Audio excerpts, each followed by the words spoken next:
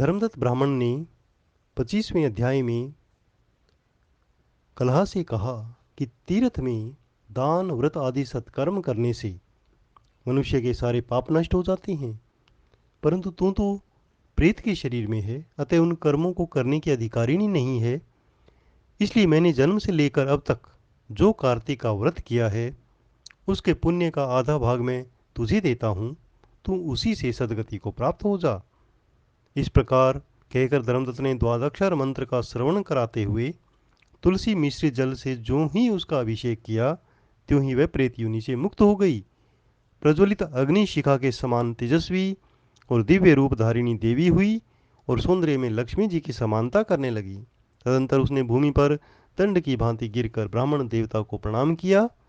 हर्षित होकर गदगद वाणी में कहा कि हे द्विज श्रेष्ठ, आपके प्रसाद से आज मैं इस नरक से छुटकारा पा गई हूँ।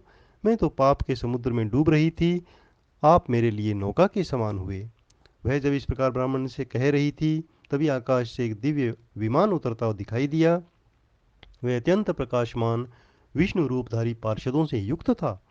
विमान के द्वार पर खड़े हुए पुण्यशील और सुशील ने उस देवी को उठाकर उस विमान पर चढ़ा लिया।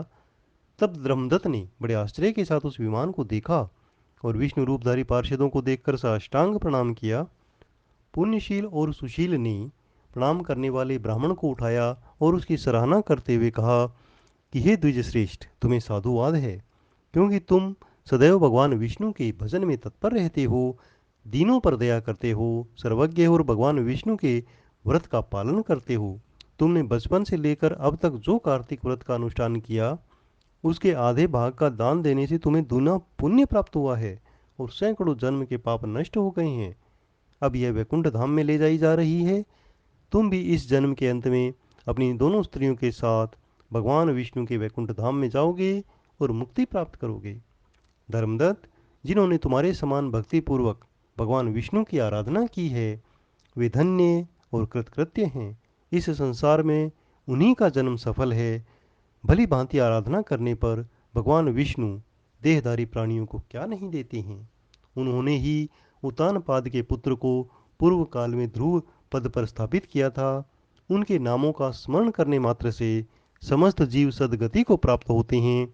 पूर्व काल में ग्रहग्रस्त गजराज उन्हीं के नामों का स्मरण करने से मुक्त हुआ।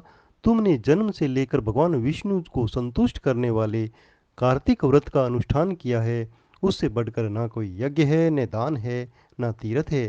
हे विप्रवर, तुम धन्य हो, क्योंकि तुमने जगत गुरु भगवान विष्णु को प्रसन्न करने वाला कार्तिक व्रत किया है, जिसके आधे भाग के फल पाकर यह स्त्री भगवान के लोक को जा रही है। कार्तिक पुराण के 25वें अध्याय का समापन हुआ।